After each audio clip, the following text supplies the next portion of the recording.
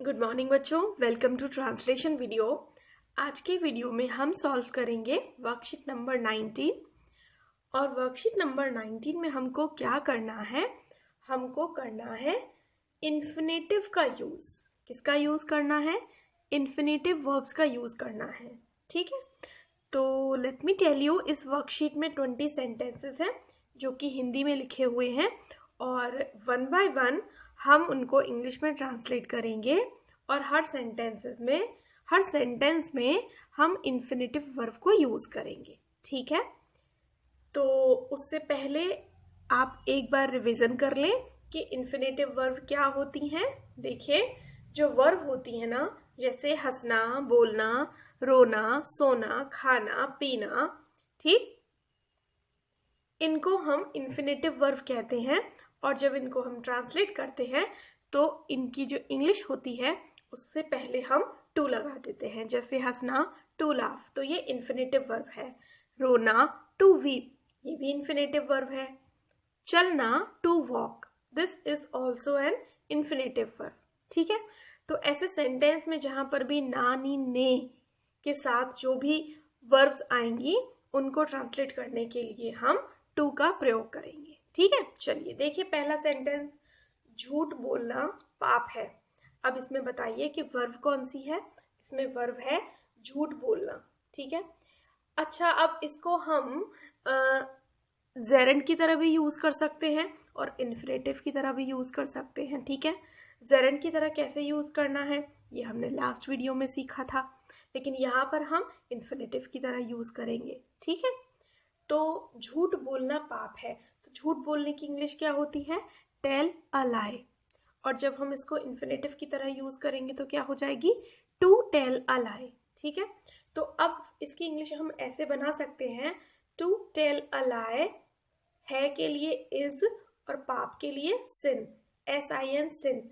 तो to tell a lie is a sin. ठीक है, बट इस तरह से लिखना कुछ ठीक नहीं लगता है। क्यों? क्योंकि जो सेंटेंस की स्टार्टिंग होती है वो हम ऐसे वर्ब से नहीं करते हैं। जेरेंड में अगर हम यूज करते हैं telling a lie is a सिन तो ठीक होता। ठीक है, क्योंकि जेरेंड एक नाउन बन जाता है, लेकिन इन्फिनेटिव को हम एज अ नाउन यूज नहीं करते, एज अ सब्जेक्ट यूज नहीं करते। तो इसके लिए क्या करेंगे, हम यहाँ पर एक सब्जेक्ट लगाएंगे और वो भी अपने आप से। तो क्या सब्जेक्ट लगाएंगे? जब किसी सेंटेंस में हमारे पास सब्जेक्ट नहीं होता है तो हम उसके लिए लगाते हैं इट। तो अब ये झूठ बोलना चला जाएगा पीछे और सबसे पहले हमें इंग्लिश बनानी है कि ऐसा करना पाप है या यह पाप है। ठीक है, तो इसकी इंग्लिश क्या होगी? It is a sin, it is a sin. और ये चला जाएगा पीछे टू टेल अ लाई। तो सेंटेंस हमारा क्या हो जाएगा? It is a sin to tell a lie. ठीक है, it is a sin to tell a lie. तो हमको ज्यादातर सेंटेंस में ऐसा ही करना है कि अपनी तरफ से हमें सब्जेक्ट इट लगाना है। ठीक है, आगे देखिए, बच्चे कहानियां सुनना पसंद करते हैं। तो यहाँ पर इन्फिनेटिव वर्ब को अंडरलाइन कर लीजिए, क्या है? कहानियां सुनना। ठीक है, अब इसके अलावा हमारे पास सेंटेंस क्या है? बच्चे पसंद करते हैं। तो ये सिंपल है, प्रेजेंट इंडेफिनिट है, तो इसकी इंग्लिश क्या होगी? बच्चे की चिल्ड्रन, और पसंद करते हैं कि लाइक। ठीक है, तो चिल्ड्रन लाइक। अब कहानियां सुनना, तो क्या करेंगे? सुनने के लिए लिसन और इन्फिनेटिव के रूप में टू लिसन। तो बच्चे कहानियां सुनना पसंद करते हैं, चिल्ड्रन लाइक टू लिसन, और लिसन के बाद फिर से टू आता है तो to stories, children like to listen to stories. ठीक है, इस तरह से हम ट्रांसलेशन बड़ा आराम से कर सकते हैं। ठीक है, अब चलते हैं थर्ड सेंटेंस पर। वह संगीत सीखने को उत्सुक है। तो यहाँ इन्फिनेटिव वर्ब कौन सी है? संगीत सीखने को। ठीक है, और जो अब रिमेनिंग पार्ट है हमारा सेंटेंस का वो क्या है? कि वह उत्सुक है। तो इसकी इंग्लिश क्या होगी? वह उत्सुक है, ही इज ईगर। उत्सुक क्या होती है? Eager, EAGER, eager. तो ही इज ईगर। अब संगीत सीखने को, तो टू लर्न द म्यूजिक। संगीत की इंग्लिश बहुत सारे बच्चे क्या करते हैं? सॉन्ग लगा देते हैं। संगीत की इंग्लिश हमको सॉन्ग नहीं लगानी है, संगीत की इंग्लिश हमको क्या लगानी है? म्यूजिक लगानी है। तो he is eager to learn the music. ठीक है, चलो अब हम फोर्थ सेंटेंस पर चलते हैं। दिन में सोना हानिकारक है। इन्फिनेटिव वर्ब कौन सी है? दिन में सोना। अब रिमेनिंग पार्ट क्या है? हानिकारक है। अब यहाँ हमें अपनी तरफ से सब्जेक्ट लगाना पड़ेगा कि ऐसा करना हानिकारक है। तो इंग्लिश क्या होगी? इट से लगाएंगे। It is harmful. हानिकारक की हार्मफुल। इट इज हार्मफुल और उसके बाद दिन में सोने की इंग्लिश चली जाएगी सबसे लास्ट में। तो it is harmful to sleep, और दिन में in day time. It is harmful to sleep in day time. ठीक है, it is harmful to sleep in day time. अब फिफ्थ सेंटेंस देखिए कि मेरी इच्छा मकान खरीदने की है। तो यहाँ इन्फिनेटिव वर्ब क्या है? मकान खरीदना। और बाकी का सेंटेंस क्या है? मेरी इच्छा है। तो मेरी इच्छा है की इंग्लिश क्या होती है? मेरी इच्छा है की इंग्लिश क्या होती है? कि मेरे पास इच्छा है, तो I have a wish. I have a wish. मेरी इच्छा है या मेरे पास एक इच्छा है। आई हैव अ विश या आई हैव अ डिजायर। ठीक है, क्या? मकान खरीदने की। तो मकान खरीदने की, two by a house. I have a desire two by a house. इसको हम इट से भी बना सकते हैं। कैसे बना सकते हैं? It is my wish. यह मेरी इच्छा है। इट इज माई विश या it is my desire two by a house. ठीक है, तो जैसे भी हमें ठीक लगेगा हम इसको वैसे ट्रांसलेट कर लेंगे। अब चलते हैं हम अगले सेंटेंस पर, और अगला सेंटेंस है कि मैं यहाँ पर पढ़ने के लिए आया हूँ। तो यहाँ इन्फिनेटिव वर्ब क्या है? पढ़ने के लिए। ठीक है, पढ़ने के लिए। तो मैं यहाँ पर पढ़ने के लिए आया हूँ। तो पढ़ने के लिए की इंग्लिश क्या होगी? To study. और बाकी का सेंटेंस क्या है कि मैं यहाँ पर आया हूँ। टेंस कौन सा है? प्रेजेंट परफेक्ट है। तो मैं यहाँ पर आया हूँ की इंग्लिश क्या होगी? आई हैव कम हियर। ठीक है, मैं यहाँ पर आया हूँ, आई हैव कम हियर। और पढ़ने के लिए आया हूँ, कॉज क्या है आने का? पढ़ने के लिए। तो वो इन्फिनेटिव वर्ब है, इंग्लिश क्या होगी? To study. तो सेंटेंस पूरा कंप्लीट क्या हो जाएगा? I have come here to study. I have come here to study. ठीक है, अब 7th नंबर का सेंटेंस देखते हैं। यह मकान किराए के लिए खाली है। ठीक, तो यहाँ इन्फिनेटिव वर्ब क्या है? किराए के लिए। अब किराए के लिए का मतलब क्या होता है कि किराए पर उठाने के लिए या किराए पर लगाने के लिए। ठीक है, तो नानी ने इस तरह से आ जाएगी हमारी, क्योंकि वरना आप ये बोलेंगे कि ये तो नानी ने वाला वर्ड नहीं है, तो इन्फिनेटिव की तरह कैसे यूज करेंगे? तो हम यहाँ मानकर चलेंगे कि ये किराए पर लगाने के लिए। तो यह मकान खाली है। ठीक, इसकी इंग्लिश क्या होगी? यह मकान खाली है। This house is. ठीक, अब वैसे पूरे की इंग्लिश लगती है किराए के लिए खाली। किराए के लिए खाली होने पूरे की इंग्लिश लगती है लेट। LET late. ठीक है, और उसके आगे हम टू लगा देंगे तो सेंटेंस क्या बन जाएगा? This house is to let. This house is to let. किराए के लिए, उठाने के लिए खाली है। इस पूरे की इंग्लिश बहुत छोटी सी है, LET लेट। तो सेंटेंस क्या बनेगा? This house is to let. ठीक है, this house is to let. अब देखिए अगला सेंटेंस, यह समय खेलने का नहीं है। तो इन्फिनेटिव वर्ब कौन सी है? खेलने का। ठीक है, नानी ने आ गया खेलने का। तो अब यह समय नहीं है। यह समय नहीं है कि इंग्लिश क्या होगी? इट से लगानी पड़ेगी। तो it is not the time. यह समय नहीं है। It is not the time खेलने के लिए या खेलने का, टू प्ले।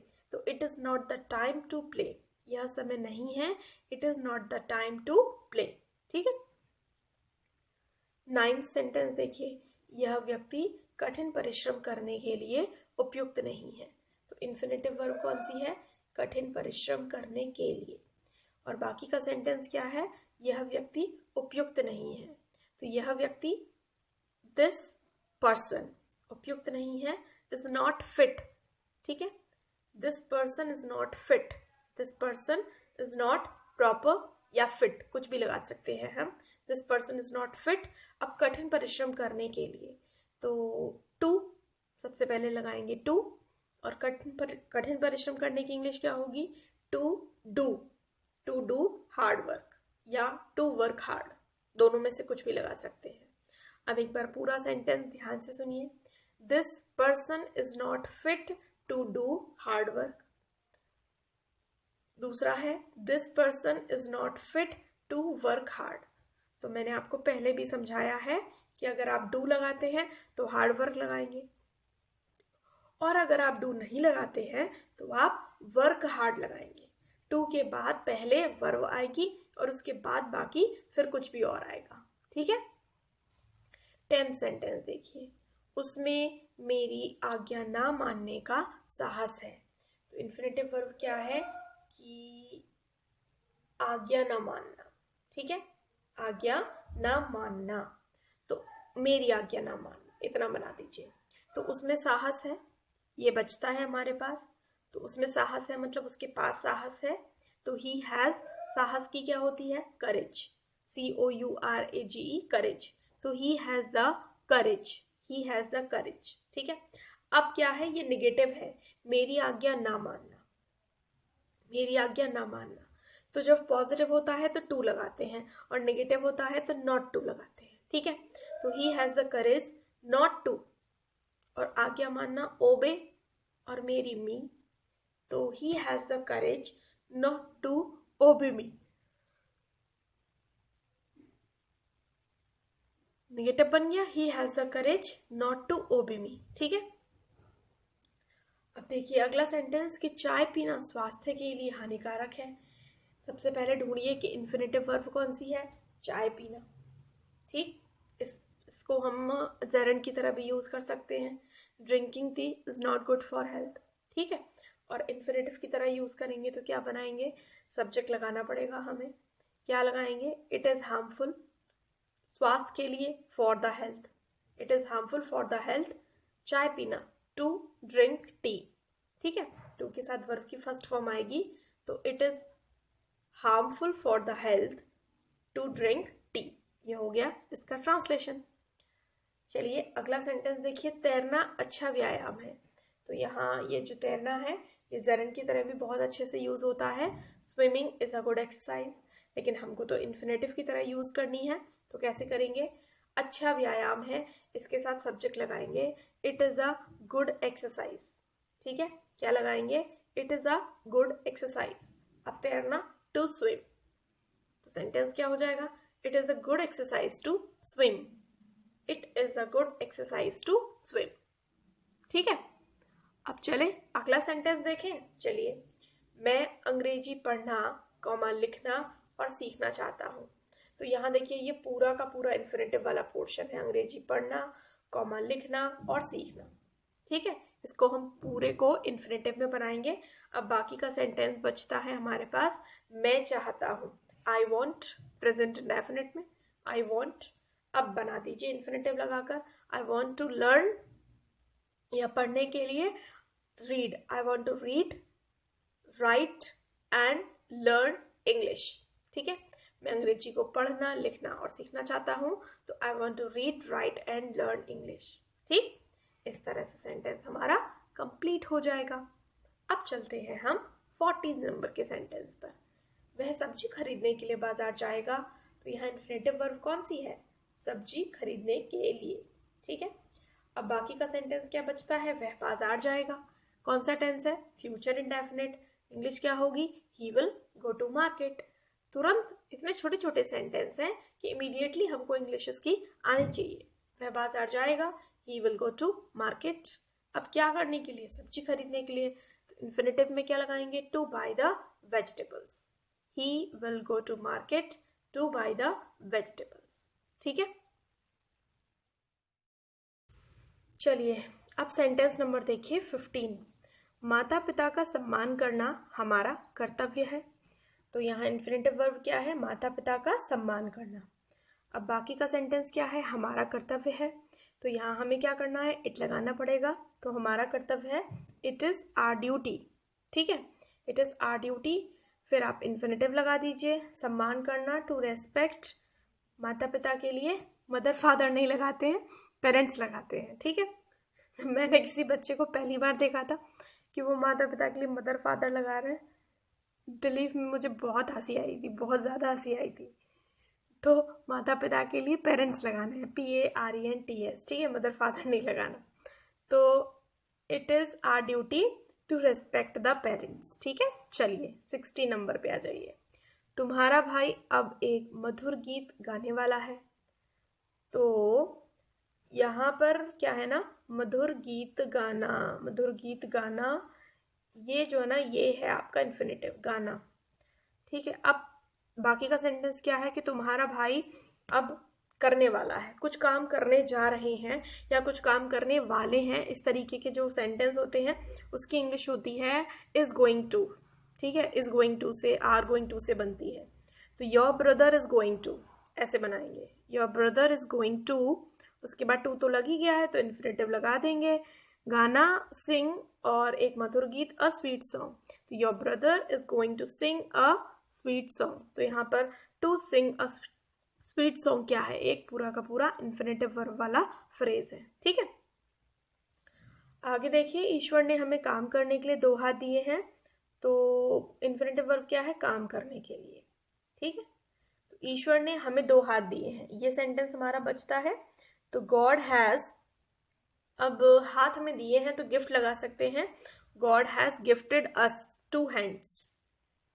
प्रेजेंट परफेक्ट है ना, तो God has gifted us 2 hands, किसके लिए, काम करने के लिए, तो टू वर्क।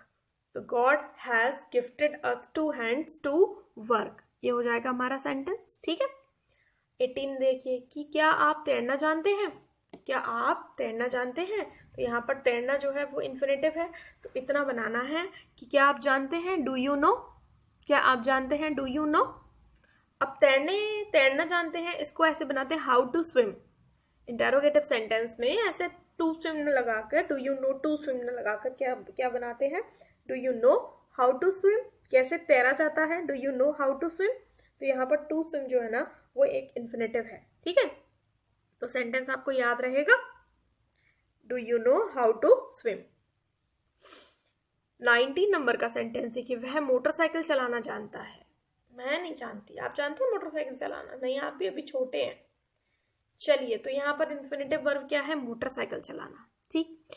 तो बाकी का सेंटेंस क्या है, वह जानता है, वह जानता है की इंग्लिश ही नो, नहीं गलत है, सही क्या होगी, ही नोज, ही नोज, ठीक, ही नोज। अब मोटरसाइकिल चलाना, तो कैसे चलाई जाती है मोटरसाइकिल, तो वही हाउ टू लगा दीजिए, he knows how to ride the bike, he knows how to ride the bike. तो जब भी आप कुछ चीज जानते हैं, कुछ करना, तो हाउ टू लगा देते हैं उसमें, तो he knows how to ride the bike, ठीक है। अगला देखो, शिकारी हिरन को मारने वाला है। तो यहाँ हिरन को मारना इन्फिनेटिव है, और वाला वाली के लिए भी हमने बताया था क्या होता है कि अगर हम कोई काम करने वाले होते हैं तो गोइंग टू लगाते हैं। तो शिकारी की द हंटर इज गोइंग। अब हिरन को मारना, तो टू किल द डियर, तो the hunter is going to kill the deer. शिकारी हिरन को मारने जा रहा है या शिकारी हिरन को मारने वाला है, बात एक ही है। तो the hunter is going to kill the deer, ये हो जाएगा हमारा सेंटेंस, ठीक है। तो देखा आपने 1 से लेकर 20 तक के सेंटेंसेस को हमने कितनी जल्दी इंग्लिश में कन्वर्ट कर लिया। छोटे छोटे से सेंटेंस हैं, इन्फिनेटिव हम सीख ही लिए हैं, तो हमारी प्रैक्टिस हो गई है। तो बच्चों, अब आप लोगों को ये 20 सेंटेंसेस अपनी नोटबुक पर ट्रांसलेट करने हैं, लेकिन बिना देखे। एक बार वीडियो देखिए और उसके बाद वीडियो बंद कर दीजिए, उसके बाद नोटबुक पे सेंटेंस नोट कीजिए और इंग्लिश खुद से बनाइए, ठीक है। तो ये आज आपका वर्क है। नेक्स्ट वीडियो में हम नेक्स्ट वर्कशीट के साथ फिर से मिलेंगे। Till then keep watching my videos, stay at home, live healthy, eat healthy, respect your parents. Bye bye.